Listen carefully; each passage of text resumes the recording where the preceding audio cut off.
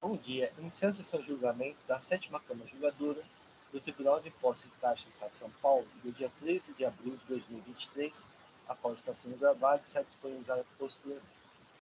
Eu vou iniciar a sessão do sistema de empate.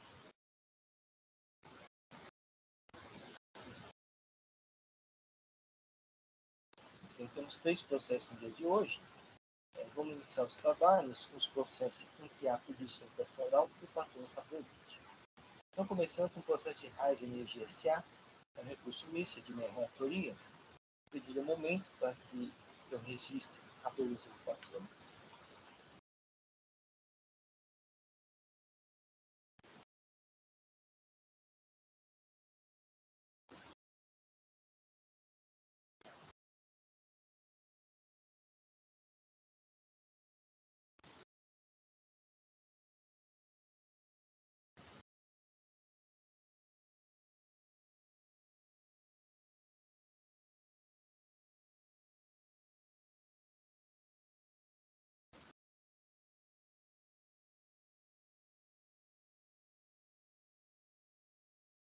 Muito bem, é um recurso ordinário, recurso de ofício, contra a decisão proferida pela DTJ2, que julgou parcialmente o procedente de modo de infração. São 4 acusações fiscais, receber açúcar nos períodos de janeiro a dezembro de 2012, janeiro a dezembro de 2013 e álcool no período de janeiro a dezembro de 2012, acompanhado de documentação fiscal apurada no primeiro levantamento fiscal. Deixar de pagar o semestre no período de janeiro a dezembro de 2013, depois de operações tributárias e saídas de álcool cometidas ao fisco por apurado no levantamento fiscal. Deixar de escriturar no período de janeiro de 2012 a dezembro de 2013 nossos retornos relativos à entrada de mercadorias recebendo de serviços tributários no estabelecimento. Quarta e última acusação fiscal. Deixar de escriturar no período de janeiro de 2012 a dezembro de 2013 nossos fiscais retornos relativos à entrada de mercadorias recebendo de serviços não tributados no estabelecimento. Os itens 3 e 4 da lei foram liquidados no primeiro PEC semestre, conforme certificado de ofício. Foi proferida a primeira instância, retificada, mantendo integralmente o item 2 e parcialmente o item 1. Após a oitava Câmara Julgadora, anulou a decisão primeira instância. A primeira instância reduziu a exigência do item. A primeira instância reduziu a exigência do item 1.1, cancelou os itens 1.2, 1.3 e 2 do AE. A declaração fiscal completou parecer propugnando parcial por recurso de ofício, para que sejam mantidos os valores apurados pelo ofício da manifestação fiscal, que foi 17.024, para que concerne o item 1, e seja mantido o valor constante da declaração fiscal inicial no cercano do item 2, uma vez que é impossível a majoração dele na atual fase. Inconformado à decisão primeira instância, o contribuinte interpôs recurso ordinário, apresentando simples alegações. Da lançamento em inexistência de receber mercadorias, açúcar, desacompanhado de documentação fiscal, item 1 do AE, caráter confiscatório da penalidade aplicada ao item 1 do AE, impossibilidade de aplicação de juros e tribunal superior da taxa Selic. Por fim, requer o cancelamento legal do item 1, caso assim não se entenda a anulação ou ao menos a redução da multa remanescente, bem como em qualquer das hipóteses que o juiz seja limitar a taxa Selic, da interação principal contra a multa remanescente. Em suas contrarrazões, ao qual requer não provimento de ofício. A doutrinação fiscal manifestou-se pelo não provimento de recurso ordinário e a aplicação da sua 10 para limitar a aplicação juiz à taxa. A protesto de sustentação oral referida, o Dr. Carlos fica à vontade para realizar. Senhor presidente, ilustríssimas senhoras julgadoras, representante fiscal, senhores julgadores. O caso, esse processo é um processo de diferença de estoque, que foi apurado pela fiscalização e que começou lá em 2016, se eu não me engano. É um processo que já tem aí bastante tempo de idas e vindas, já houve até, inclusive, no passado, não tão distante, a anulação da decisão proferida em primeira instância em relação a este caso, justamente pela ausência de análise das provas que foram trazidas aos autos pela hora recorrente, que também figura como recorrida. Então, após essa anulação, e recordando que já com a defesa foi trazido um laudo pericial, um laudo técnico pericial, demonstrando aonde estavam objetivamente os equívocos apontados pela fiscalização em relação à apuração de estoque e diferenças de entrada e de saída. No que diz respeito às diferenças, às supostas diferenças de entrada, há um pedido de reconhecimento da nulidade do lançamento, né, ainda que tenha a primeira instância depois, posteriormente, reconhecido e alguns itens, os subitens 1.2 e 1.3 do auto de infração e 2 tenham sido cancelados, tendo sido mantido apenas 1.1 parcialmente. Mas fato é que é nulo o lançamento no que diz respeito aos supostos recebimentos de açúcar e álcool. Por quê? Porque para que possa a empresa ser condenada a pagar esse ICMS, como pretende o douto AFR autuante, haveria a obrigatoriedade de apontar a razão pela qual seria ela devedora. Uma razão simples. Se, supostamente, a Raízen, eventualmente ela faz efetivamente aquisições de açúcar e álcool, mas apenas então somente para formação de lotes de exportação. Tá? Isso não é uma coisa corriqueira. O normal é que a Raízen, dentre as suas diversas filiais, faça remessas de uma para outra para a formação desse lote. Mas fato é que a Raízen é a maior produtora de açúcar e álcool do mundo hoje, né? E então dificilmente ela compra o que quer que seja de outra empresa. E quando ela faz essa aquisição, naturalmente, que ela não faz uma aquisição sem nota. Tá? Isso decorreu, esse entendimento decorreu singelamente de uma apuração equivocada feita pela fiscalização. Mas, ainda que ela figurasse como adquirente de determinados produtos, né, fato é que o ICMS ele é devido na saída do açúcar do produtor. Então, ele não seria devido pela Raízen. Esse débito ICMS seria devido por quem vendeu. Mas poderia, se fosse o caso, ser atribuída a responsabilidade para o adquirente, que supostamente adquiriu sem nota. E aí, nessa hipótese, que deveria, então, a fiscalização apontar de forma objetiva as razões da solidariedade da recorrente em relação a isso. Não tendo sido apontadas essas razões e a farta jurisprudência desse tribunal em relação justamente a esse tema, então deve ser cancelado o auto de infração por nulidade.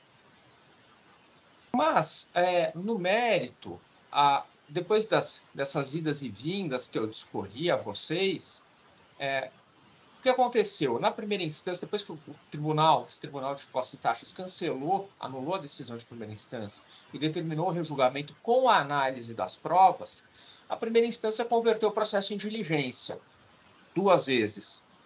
E nessas diligências, o próprio AFR autuante, na verdade, se não me falha a memória, houve o fiscal que inicialmente lançou o crédito tributário, me parece que se aposentou, e um outro fiscal assumiu a condução desse processo. O próprio fiscal, portanto, responsável por este processo, reconhece que havia erros e falta de critério. Ele utiliza esse termo, falta de critério, no lançamento. E aponta onde haveria essa divergência de critério.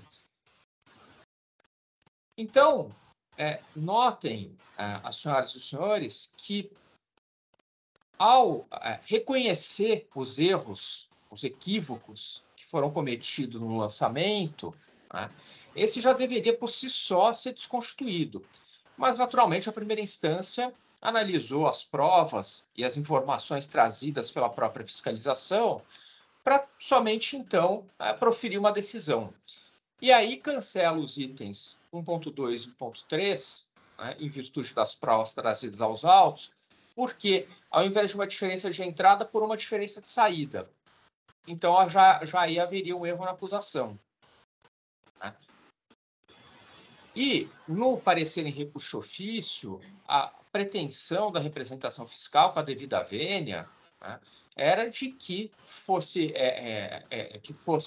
reformada essa decisão ao argumento de que as provas só foram trazidas pela hora recorrente posteriormente, a posteriori, o que não é verdade, né? Porque os laudos que se sucederam, eles decorreram apenas de uma análise técnica de um parecerista contratado pela Raizen, né, para rebater os argumentos que estavam sendo trazidos pela própria fiscalização, mas em virtude de quê? Das conversões em diligência determinadas pela primeira instância. Então, não é que a parte começou a trazer provas no curso do processo sem ser instada a se manifestar e começou a jogar provas para dentro do processo. Ao contrário, apenas foi rebatendo os argumentos que foram sendo trazidos pela própria fiscalização.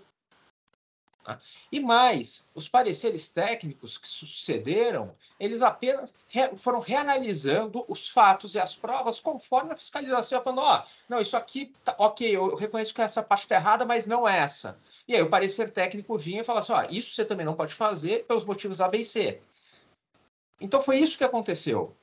E por isso o cancelamento dos itens 1.2 e 1.3 e o cancelamento parcial do item 1.1 do auto de infração. Mas a representação fiscal, com a devida vênia, pretende que sejam reinstituídos aqueles itens, né, ao simples argumento de que a parte a recorrente não teria trazido no momento oportuno, e recordo, houve um laudo há um laudo pericial completo acostado com a defesa.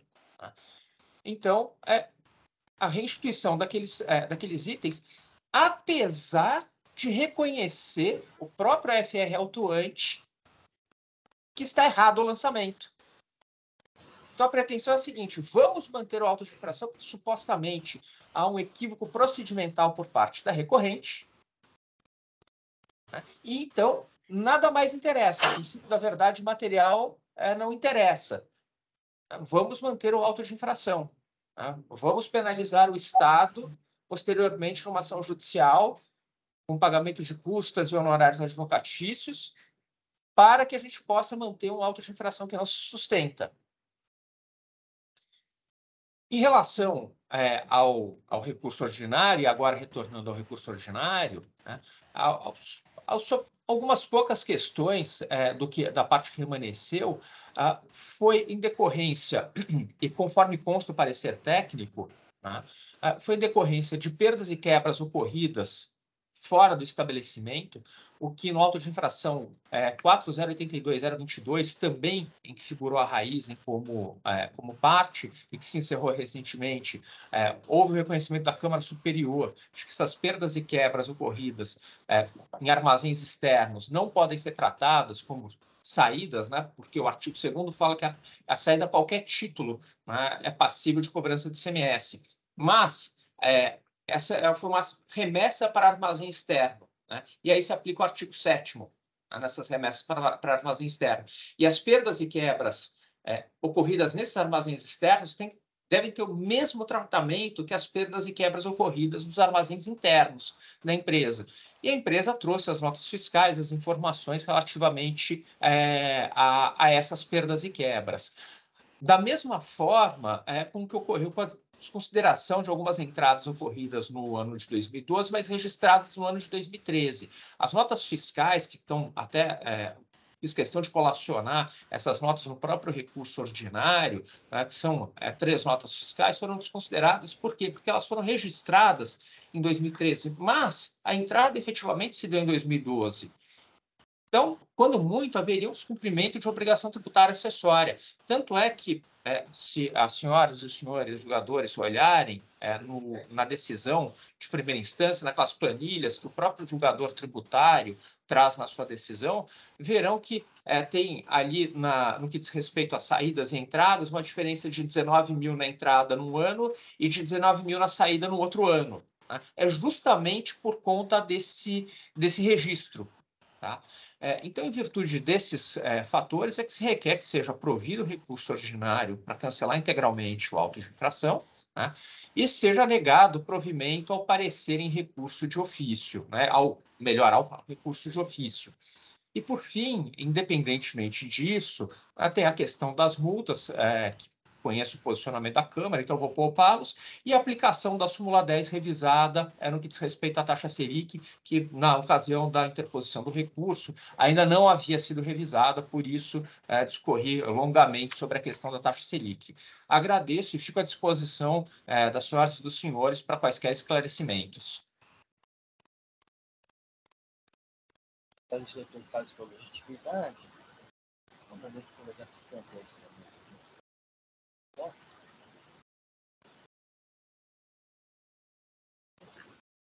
eu faço a leitura do voto. Inicialmente passa por esse recurso de ofício.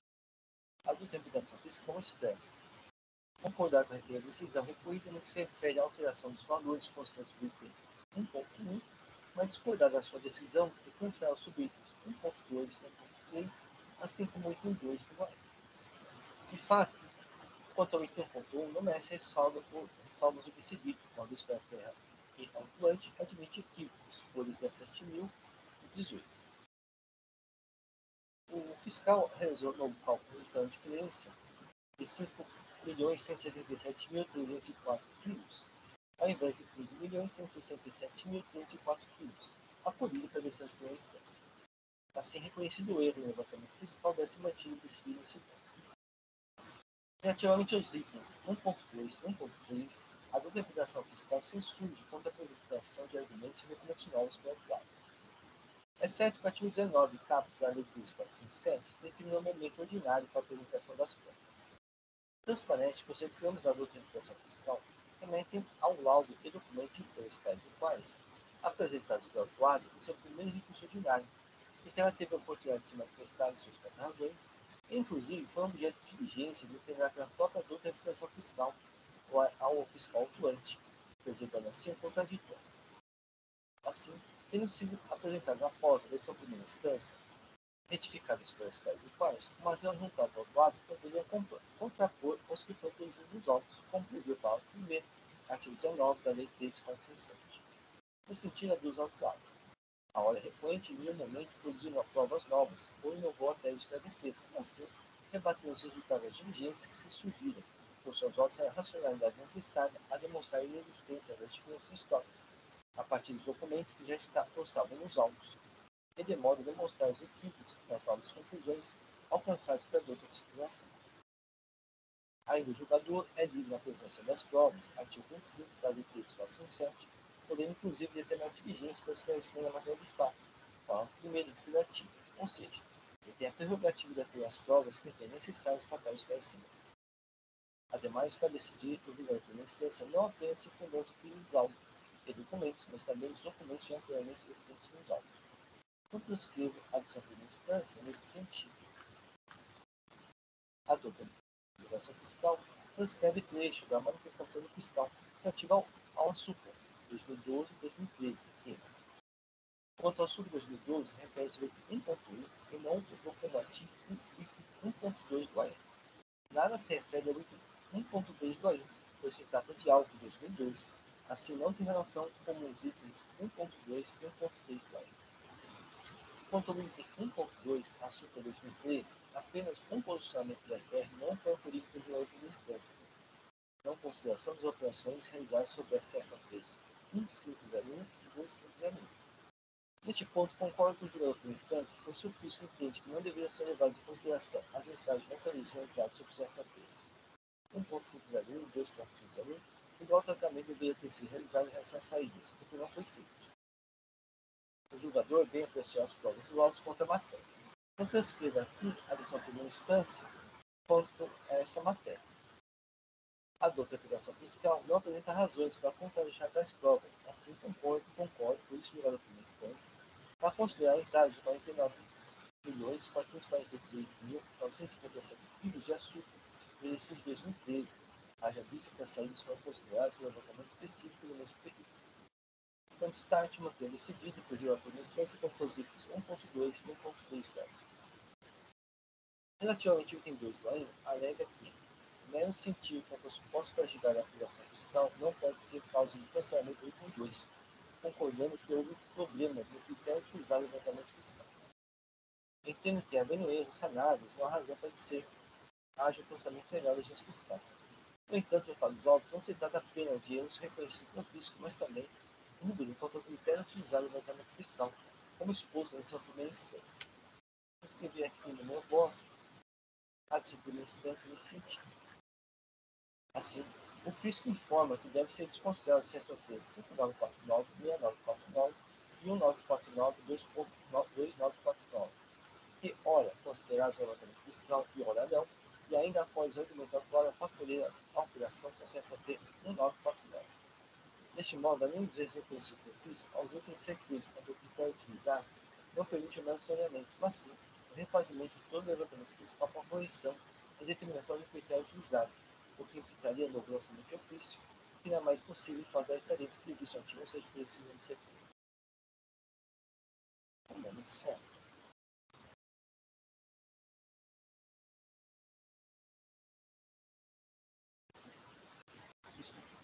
Ainda é impossível pleito restabelecer dois do AIN, nós temos efetivamente lançado, pois como exposto, ele está em vários erros reconhecidos pelo fisco e dúvida quanto ao critério utilizado no levantamento fiscal respectivo. O exposto conhece, nega anteriormente o prejuízo. Passa a apreciar a recurso ordinário.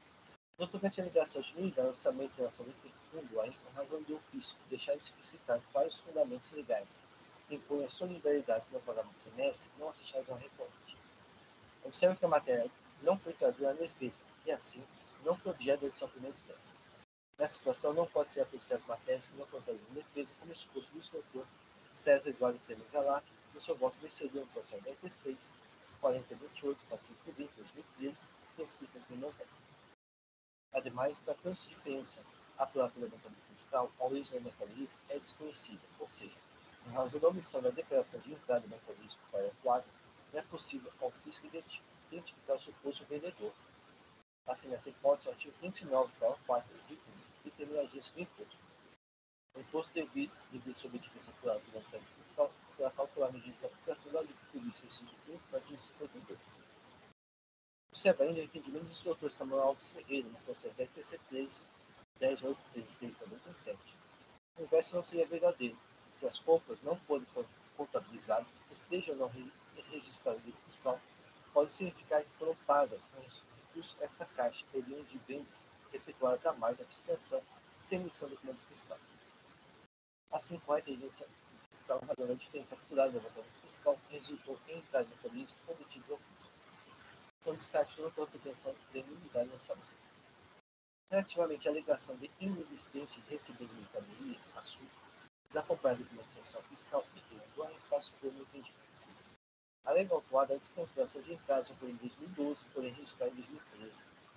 Os termos parágrafo 2º, artigo 214 do regulamento, registro de entradas realizadas em ordem cronológica das entradas efetivas de mercadorias para estabelecimento, ou seja, não na ordem que as notas fiscais foram emitidas.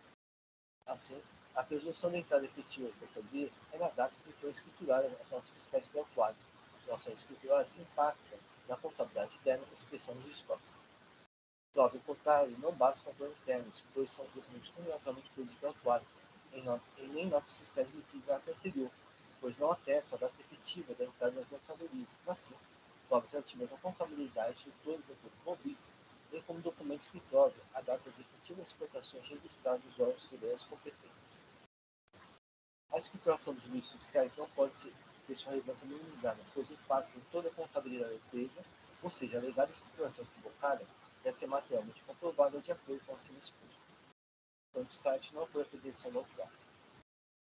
Quanto à alegação de perdas e quebras do estoque, não se razão autuário.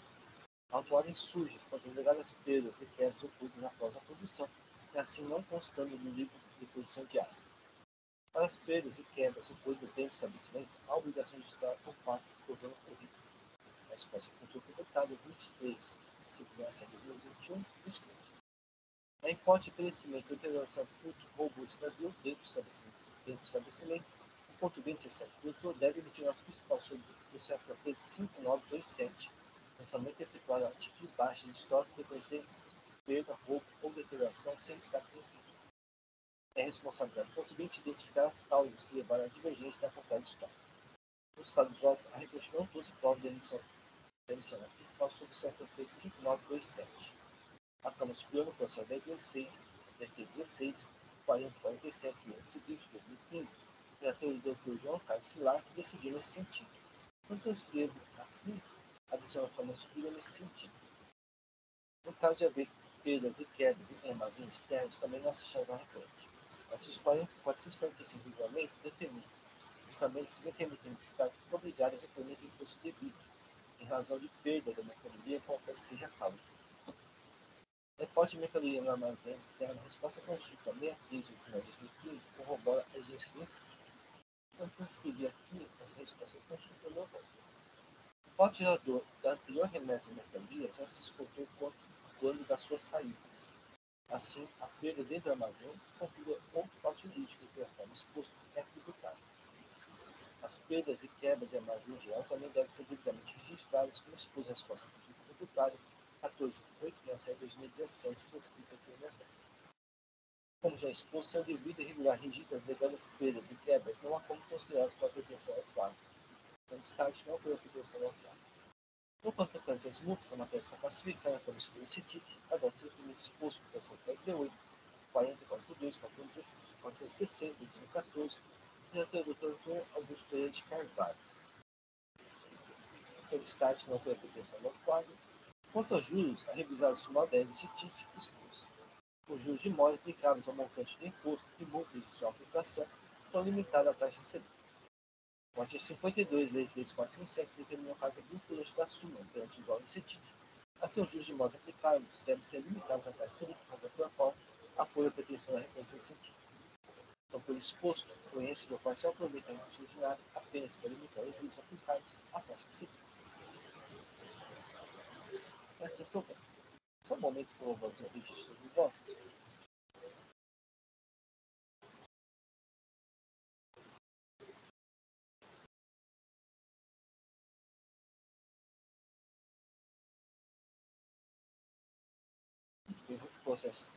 O voto está registrado, o processo está em discussão. Não havendo inscritos, poder-se aos debates. Público faltante de presença.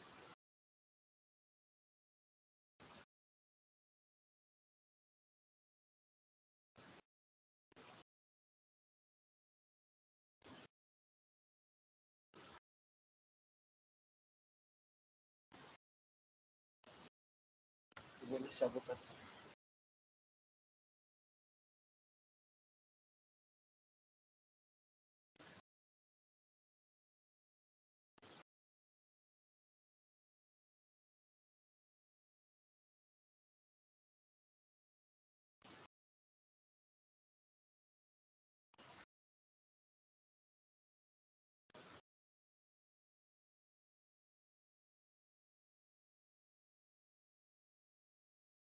Iniciada a votação, o recurso de ofício da CEFAS foi conhecido no Clube. O recurso de Raiz Energia S.A. foi conhecido parcialmente no Clube, a limitação dos juros da taxa Selic. Agradeço, presidente, doutor Carlos. Obrigado, presidente. Apenas uma consideração, que eu acho que o Dr. Rassui não circulou memorando, presidente, para o senhor, que hoje era obrigatória a gravata vermelha na sessão, hein? Obrigado, doutor Carlos. Obrigado, agradeço a todos. Bom dia.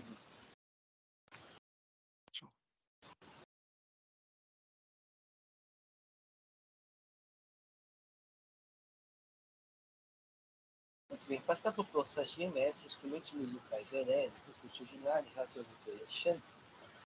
Só um momento que eu vou fazer registro da ausência do Tatiano.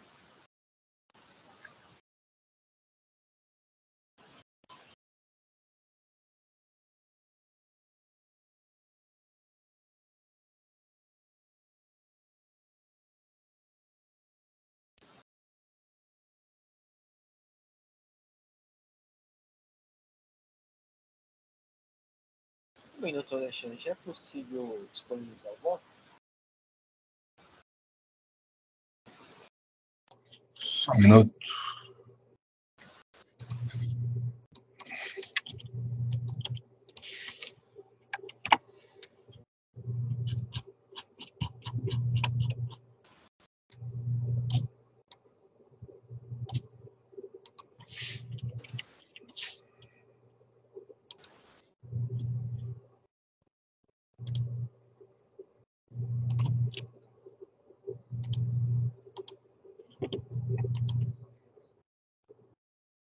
Eu creio que já está disponível.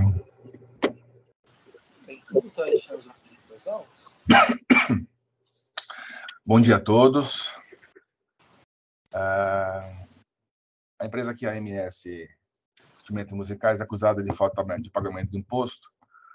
Naqueles casos em que a empresa ultrapassa o limite do Simples Nacional e fica obrigada a recolher o ICMS separadamente.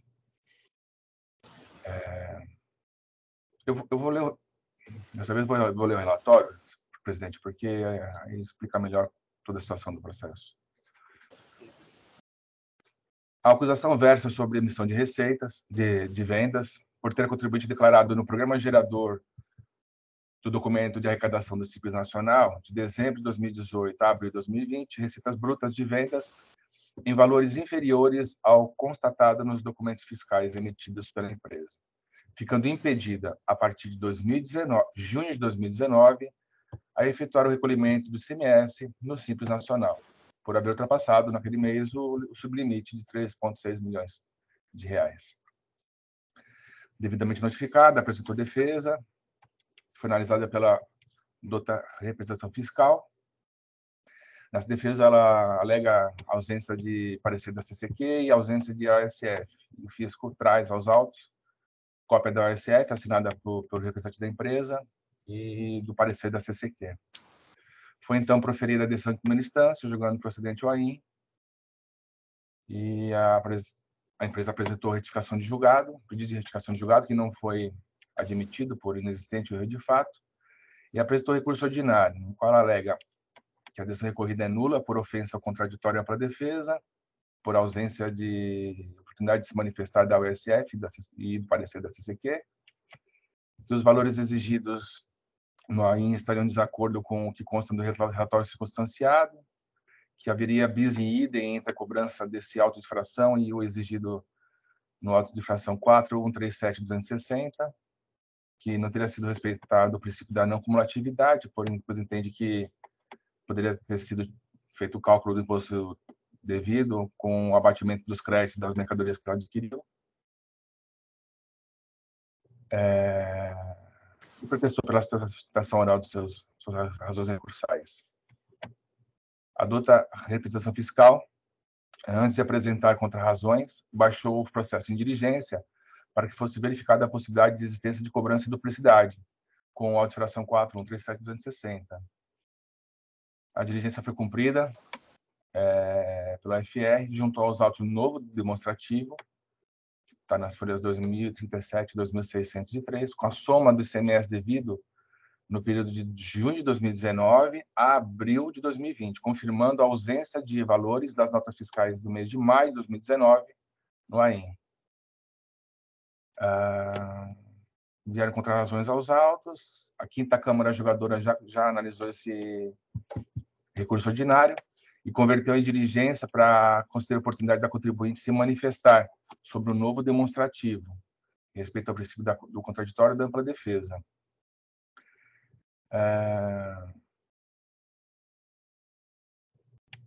Tendo a contribuinte se manifestado que, no sentido de que esse novo demonstrativo teria resultado em alteração do auto de infração, devendo ser reaberto o prazo para a defesa, e que esse mesmo demonstrativo não exclui as notas fiscais indevidas do mês de maio de 2019. A manifestação da representação fiscal, as folhas 2647 e 2651, afirmando que o novo demonstrativo não alterou a situação dos autos. O contribuinte se manifestou, por fim, reiterando as alegações de nulidade do AIM, e eu vou ao voto. O recurso ordinário da contribuinte, de maneira como analiso, pode ser conhecido por preencher os requisitos legais para tanto, motivo pelo qual passo sua análise. Como mencionado acima, a contribuinte é acusada pelo fisco de omitir vendas por declarar no programa gerador do documento de arrecadação do Simples Nacional, de dezembro de 2018 a abril de 2020, receitas brutas de vendas em valores inferiores ao constatado nos documentos fiscais por ela emitidos. Assim, a partir de junho de 2019, foi impedida de efetuar o recolhimento do ICMS no Simples Nacional, por haver ultrapassado, no mês de maio, o sublimite de receita bruta. No presente auto, o fisco cobra o ICMS devido a partir de junho de 2019, no regime periódico de apuração. Analisa inicialmente as preliminares de nulidade da decisão, recorrida por ofensa contraditória e ampla defesa, por não ter sido conferida a oportunidade de se manifestar sobre os termos da OSF e da ata do controle de qualidade realizado pela CCQ, que foram juntados aos autos pelo fisco posteriormente à apresentação da defesa, sem razão contribuinte em suas preliminares. Vejamos. A contribuinte sustentou na defesa que o auto de infração seria nulo por não lhe ter sido apresentada a ordem de serviço fiscal no início do trabalho de fiscalização. A alegação que foi derrubada pelo fisco com a juntada do documento de folhas 1983, confirmando que o senhor Gabriel Batista do Carmo Paiva, gerente administrativo da contribuinte, recebeu a OSF em 19 de junho de 2020. A juntada desse documento teve escopo de contrapor a alegação apresentada pela contribuinte em sua defesa de ter ocorrido ausência de apresentação de tal documento, não havendo necessidade de abertura de novo prazo para a manifestação sobre o documento que ela mesma recebeu comprovadamente por seu preposto em 19 de junho de 2020. O mesmo se dá em relação à suposta nulidade do auto de infração por ausência de referendo dos trabalhos fiscais pela Comissão de Controle de Qualidade. Isso porque o documento de folhas 1984 serviu apenas para demonstrar que esse requisito constante da portaria CAT 115 de 2014 havia sido cumprido no caso dos autos. Ademais, é de se ver que a contribuinte não questiona o conteúdo de referidos documentos em seu recurso, apenas os menciona no intuito de acusar a decisão recorrida de nulidade, visto que, no entender desse juiz, não se faz presente, motivo pelo qual afasta o referidas preliminares. O contribuinte alega ainda que o trabalho fiscal também seria nulo por divergência entre as informações que constam do relatório circunstanciado e as que constam do item 1 do auto de infração, entendendo referida divergência como vício insanável que acarretou cobrança superior do valor devido, devendo ser anulado. Também nesse ponto não merece acolhimento a alegação recursal. Isso porque, como bem esclarecido pelo AFR atuante em sua manifestação de folhas 1980/31, diz o AFR, com relação à alegação de que haveria descompasso entre o relatório circunstanciado, onde o fisco informa que a cobrança refere-se somente ao período a partir de junho de 2020 e o período de cobrança do AIM, observamos que o relato da infração constante do corpo do auto de infração descreve perfeitamente e claramente que a infração e cobrança referem-se ao período de junho de 2019 a abril de 2020, conforme abaixo transcrito. No entanto, o relatório circunstanciado, documento de instrução do auto de infração, onde o fisco explica detalhadamente a infração para facilitar a análise pelo julgador, o fisco informa que em maio de 2019 a empresa estourou o sublimite de faturamento do Simples Nacional, ficando impedida de recolher ICMS pelo regime do Simples Nacional a partir de junho de 2020. Está óbvio que houve erro material na redação do texto ao informar junho de 2020, haja vista que o início do impedimento é o mês seguinte ao estouro do sublimite, em mais de 20%, ou seja, junho de 2019. Contudo, o relato da infração no corpo do auto de infração está perfeitamente correto, com a indicação correta do período da infração, motivo pelo qual não há que se falar em anulação do auto de infração. Importa mencionar, eu sigo no meu voto, importa mencionar que a descrição da conduta infracional, que consta do único item do AIM, realmente é suficientemente clara, no sentido de que a cobrança do imposto se refere ao período compreendido entre junho de 2019 e abril de 2020. Ou seja, o primeiro mês do período em cobrança é o mês imediatamente posterior àquele em que a contribuinte ultrapassou o sublimite do Simples Nacional de Receita Bruta. E o erro material constante do relatório circunstanciado, mencionado no ano de 2020, não macula a acusação fiscal, nos termos do artigo 11 da Lei 13.457 de 2009, segundo a qual, eu transcrevo, as incorreções ou omissões do auto de infração não acarretarão sua nulidade, quando nele constarem elementos suficientes para determinar com segurança a natureza da infração e a pessoa do infrator. Assim, em que pese o bem elaborado argumento sustentado pela contribuinte em seu recurso, dele não compartilho, por não vislumbrar a referida nulidade, motivo pelo qual não acolho referida alegação. Alega ainda a contribuinte nulidade da auto-infração por estar ocorrendo bis in idem entre a parte da cobrança constante da presente acusação fiscal com os valores que são exigidos na auto-infração 4137/260, pois ambas estariam exigindo ICMS referente ao mês de maio de 2019. Conforme relatado acima, a alegação de bis idem foi objeto de diligência determinada pela dota representação fiscal às folhas 2033, cujo objetivo era a verificação da existência da alegada cobrança em duplicidade do imposto referente ao mês de maio de 2019. Por esse período realmente já eu preciso depois retificar o voto do texto aqui, presidente. Está sendo exigido no auto de fração 4137-260.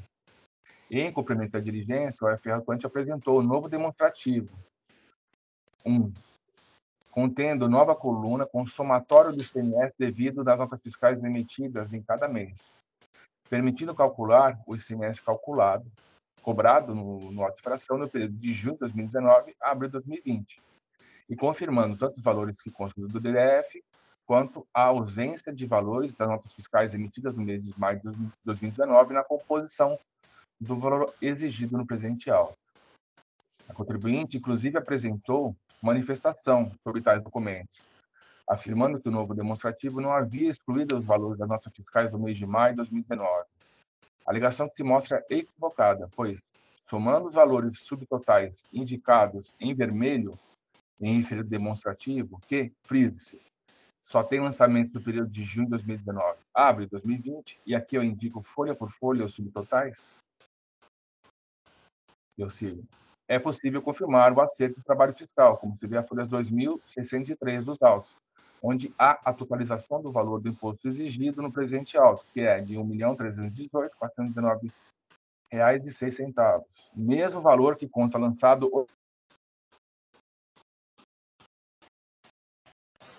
por alegação recursal, que acusa o trabalho fiscal de nulidade por supostamente exigir valor que já está sendo cobrado em outra acusação fiscal, pois, como demonstrado, referida irregularidade não se faz presente nos autos. Por fim, a contribuinte alega que não foi respeitado o princípio da não cumulatividade, pois, pelo regime periódico de apuração, os valores exigidos no presente AIM deveriam sofrer redução por meio da utilização dos créditos de imposto que foram pagos na aquisição das mercadorias comercializadas. Também, neste ponto, o recurso da contribuinte não merece prosperar, pois, lembre-se, a acusação fiscal surge pela ausência de escrituração regular dos documentos fiscais emitidos pela contribuinte, situação que não se ajusta com a regra do artigo 38, parágrafo 1º da Lei 6374, que diz que o direito ao crédito de imposto condiciona a escrituração do respectivo documento fiscal e o cumprimento dos demais requisitos exigidos pela legislação. Neste ponto, correta a análise da decisão de primeira instância sobre o assunto, de que não caberia ao AFR atuante a incumbência de refazer a apuração e declaração de ICMS da contribuinte autuada, pois o direito ao crédito nas aquisições de mercadorias é condicionado à regular escrituração das operações dos documentos e livros fiscais, escrituração que é de responsabilidade da própria contribuinte, conforme prevê o artigo 35, parágrafo único da Lei 6374 e artigo 58, parágrafo único do regulamento do CMS. Também se mostra acertada a decisão de primeira instância quando compreende na competência dos órgãos de julgamento da Cefaz São Paulo, diz aqui o artigo 93. Não se compreende na competência das delegacias tributárias de julgamento, nem do TIT, as questões relativas à autorização para aproveitamento ou transferência de créditos. Cabe ao contribuinte regularizar sua escrituração fiscal, lançando regularmente todas as aquisições regulares de mercadorias, e utilizar os valores dos respectivos créditos em suas futuras operações do imposto, eventualmente devido aos cofres do Horário Paulista. Nesses termos, conheço o recurso ordinário da contribuinte e a ele nego o provimento, mantendo sua decisão recorrida nos termos em que foi proferida. É como voto, presidente. Doutor Alexandre precisaria retificar o voto? Fazer uma correção? Deixa eu achar aqui o ponto.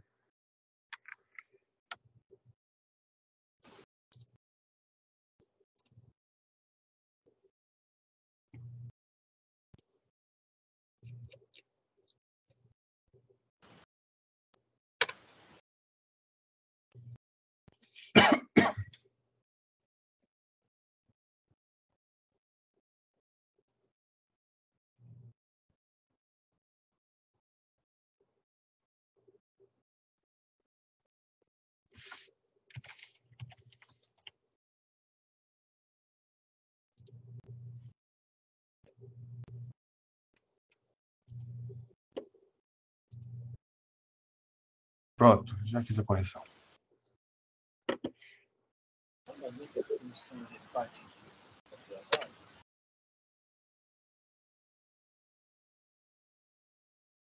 muito bem, o processo está em discussão.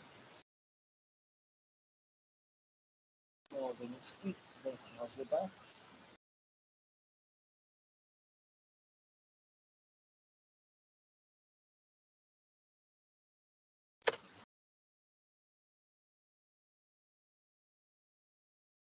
Vou verificar o quórum de presença.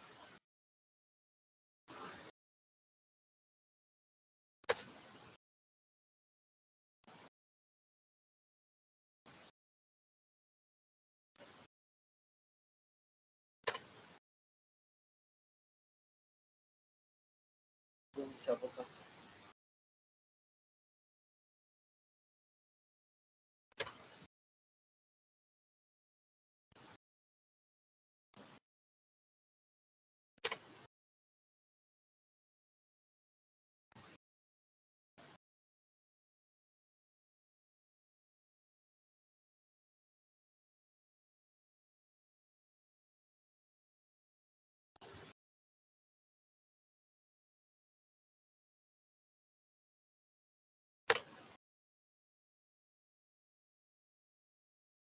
Encerrada a votação, o curso ordinário de MS, instrumentos fiscais e leves, foi conhecido por reproduzir.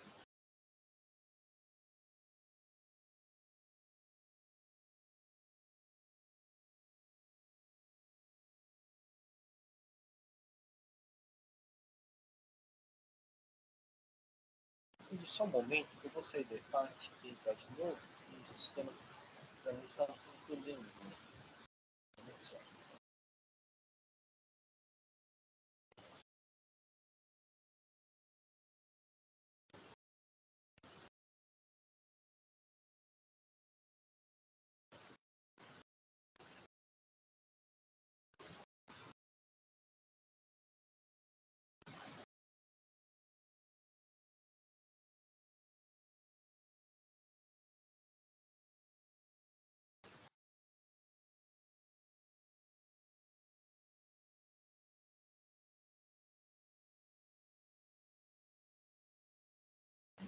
Trata o processo de grupo de comércio de fantasia sexual limitada, com recurso ordinário, de uma relatoria, não há protesto de sustentação oral.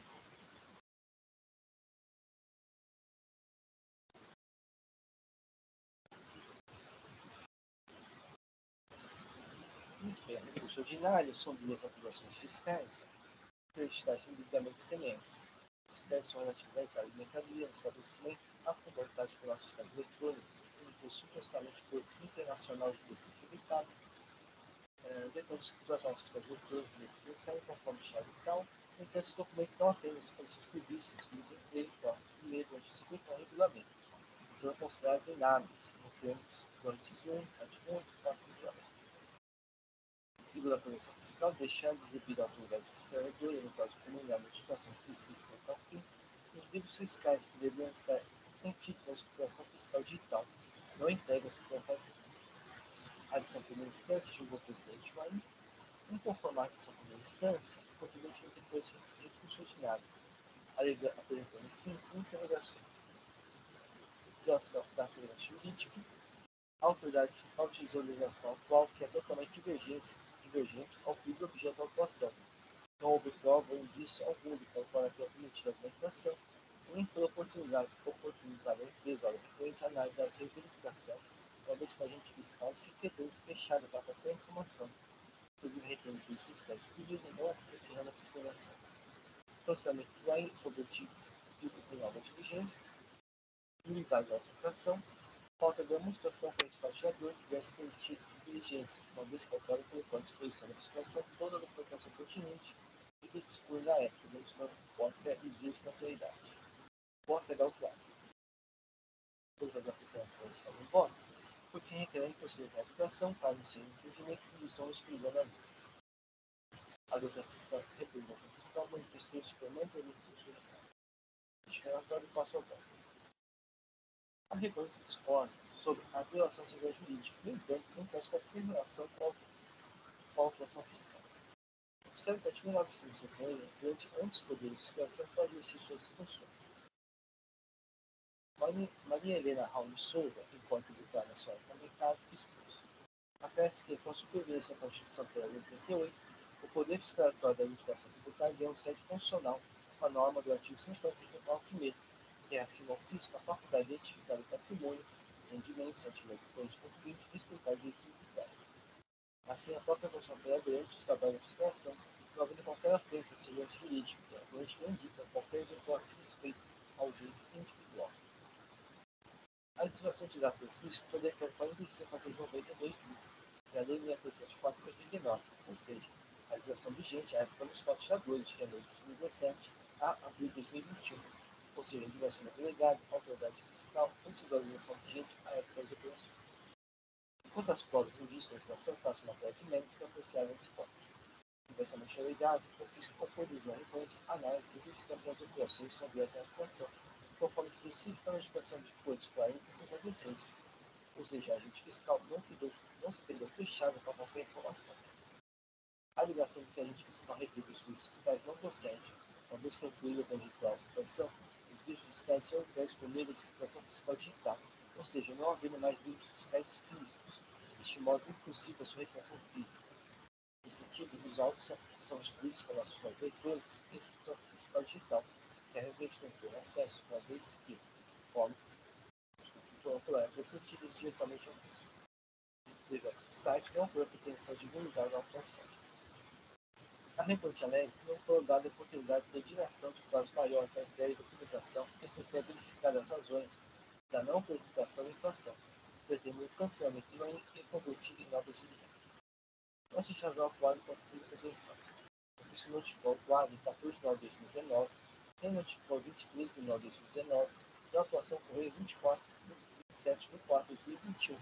Ou seja, nesse longo período, o autuado não terá a fiscalização e nem solicitou prorrogação do prazo para atendimento. Ainda teve a oportunidade de juntar prova da sua defesa, no entanto, nada juntou. Assim, descabe o pretendido cancelamento do AIN e não há qualquer razão para diligências, pois, após várias oportunidades, a autuada não apresentou a fiscalização ou juntou aos autos, não havendo, portanto, qualquer necessidade de esclarecimento até de fato ou expulsão dos autos, que me permitiria ao julgador por meio de diligência nos termos do artigo 25 da Lei 3457. Observe exposto no processo pilotal do PJSP na cor do Dr. desembargador Márcio da Massa. Em seguida, Albert Xavier conclui que a força do princípio da verdade material é tão grande que, abre aspas, o dever da investigação do justiça só cessa, na medida a partir do limite em que o seu exercício tornou-se impossível, em virtude de não exercício ou exercício deficiente do dever de colaboração no particular em matéria de explicação mercantil. Start não foi a proteção limitada da aplicação e nem da convenção de diligência. O diversamente delegado, a autoridade fiscal expressamente indicou as formas infringidas de diligência e os assinatórios para aplicação da multa, conforme consta as folhas 1 e 15. A Lei 10.941 de 2009 foi revogada até o atual Lei 13.457 de 2009, que é vigente por ressaltos. Como exposto no texto desse voto, houve longo tempo para calcular a apresentação da documentação e as informações solicitadas na notificação e renotificação do fisco, bem como possibilidade de juntar os documentos para a defesa. No entanto, ela não apresentou, assim descabida a pretensão de unidade da aplicação. Diversamente alegado, a fiscalização dispõe a lei de documentação abre todas as notas fiscais eletrônicas e escritório fiscal digital existente, possibilitar a fiscalização das operações. A existência da inflação e razões da inflação são matérias de mérito que são apreciadas seguinte. Então, o destaque não foi a pretensão de unidade da inflação. Diversamente delegado, a autuada não colocou à disposição da fiscalização toda a documentação pertinente que dispõe na época, uma vez que, como disposto, não teve a notificação de 14 de novembro de 2019 e a renotificação de 23 de novembro de 2019. As notas fiscais que embasam a criação foram obtidas pela fiscalização em razão de serem digitais, assim disponíveis no sistema cinematográfico. A pertinência da agência fiscal nos autos foi apreciada por causa do cálculo desse voto, uma vez que depende da análise das provas aplicáveis. Então, quanto ao mérito, diz o seguinte: o instrumento jurídico declara individualidade do seu caráter meramente precatório, pois apenas reconhece uma situação pré-existente, assim, não constitui qualquer situação jurídica nova. Assim que ensino da ação declaratória, a época em que a constatação da individualidade ou configuração do ato declaratório não inclui na validade do documento fiscal no tipo de forma regular, que é meio desse surgimento. passar na frente declaratória, na constitutiva, o efeito do conhecimento do documento fiscal livre do seu surgimento independe da época em que seu ato de fato foi constatado ou da aplicação do ato de declaração. Ademais, o STJ admitiu a possibilidade de juízo fiscal na situação de exaltos que tenham ganho, sancionado ou adquirente, pois condicionou pelo apresentamento do crédito do destinatário a demonstração da veracidade da declaração de conteúdo. O artigo 36, caput da Lei 574, condiciona o direito ao crédito. Cita também o artigo 23, da Lei 574, sobre a obrigação do destinatário comprovar a regularidade das operações perante o fisco. Já imediatamente às provas, é o seguinte: embora a comprovação de pagamento per si não seja suficiente para comprovar a veracidade do evento, uma vez que a necessidade apenas de instância de movimentação financeira, que pode derivar de simulação, trata-se de elementos necessários para a demonstração da boa-fé. No caso de crimes falsos, esse elemento não constitui relevante, uma vez que ela nada trouxe para a comprovação de pagamentos e operações sobre a transação. Relativamente à comprovação dos mercadorias, os órgãos fiscais que a responsabilidade por crédito foi autuada de chantage e nada aplicável aos autos para comprovar que os mercadorias foram transportados pelo suposto fornecedor ao estabelecimento da recorrente. Cita aqui na justificativa superior sobre a não comprovação do transporte de mercadorias. Então, basicamente, o contribuinte nada trouxe para comprovar a efetividade das operações. Então, entendo que não foi demonstrar a veracidade das operações em minha boa-fé. Quanto à alegada desrazoabilidade para confiscatória das multas, a matéria está classificada em sentido, que é a Câmara Superior, tratava justiça científica e não a qualificação da recorrente. Em questão de juros, a súmula 13 expôs que a legítima apelação valor básico da multa, os termos de cálculo norma, artigo 85 da 104, e a revisar a súmula 10 expôs que o juízo moral deve ser limitado a passivo. Então, eu limito a aplicação de juros mais estricto e manter a apelação base de cálculo da multa.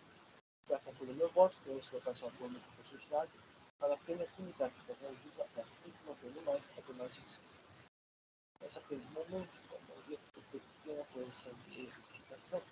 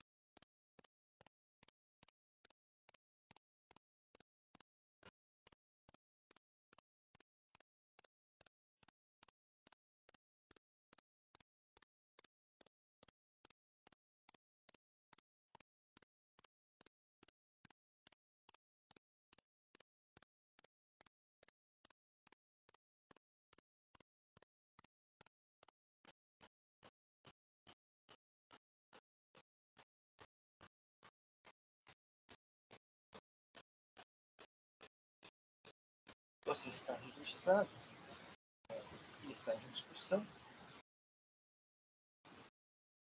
Uma vez inscrito, vai encerrar os debates. Outros propõem de presença.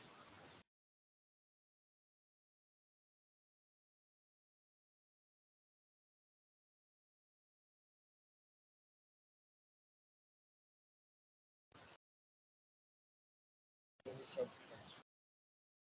Com confirmação do Alexandre. Vou iniciar a votação.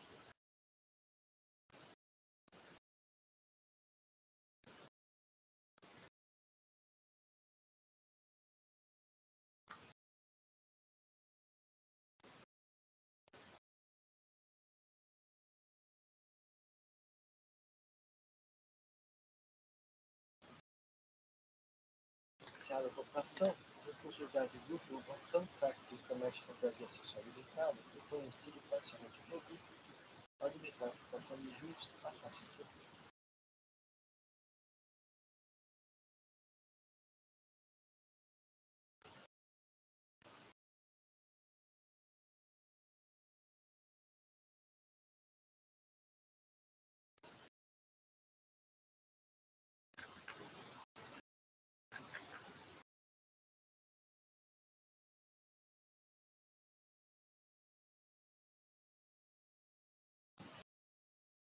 Muito bem, com isso encerramos os processos do dia de hoje.